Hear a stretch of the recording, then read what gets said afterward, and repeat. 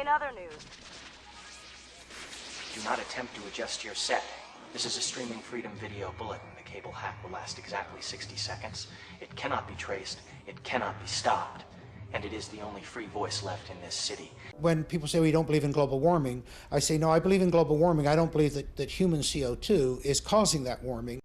If we look at climate through the geological time frame, we would never suspect CO2 as a major climate driver. None of the major climate changes in the last 1,000 years can be explained by CO2. We can't say that CO2 will drive climate. It certainly never did in the past. I've often heard it said that there is a consensus of thousands of scientists on the global warming issue and that humans are causing a catastrophic change to the climate system.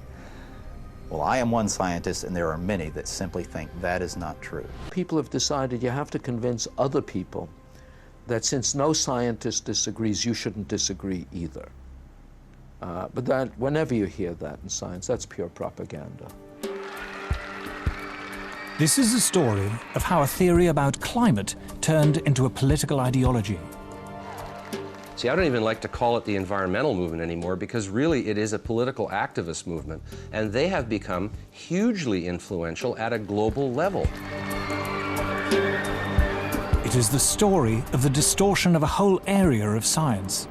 Climate scientists need there to be a problem in order to get funding. We have a vested interest in creating panic, because then money will flow to climate science.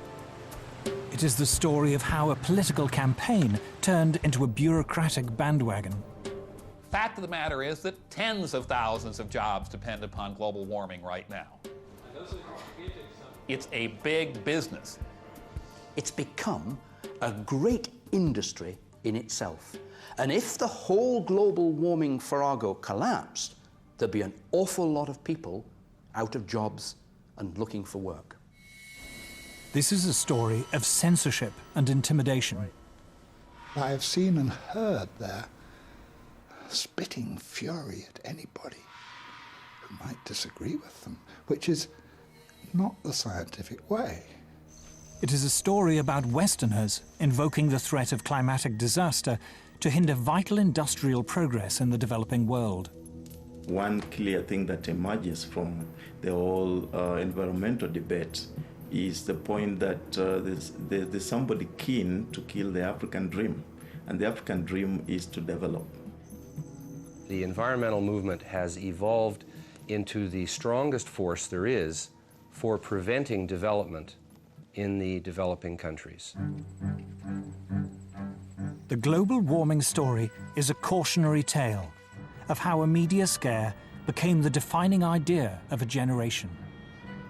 The whole global warming business has become like a religion. And people who disagree are called heretics. I'm a heretic. This has been a streaming freedom video bulletin via the Eyes Only Informant Net. Peace. Out.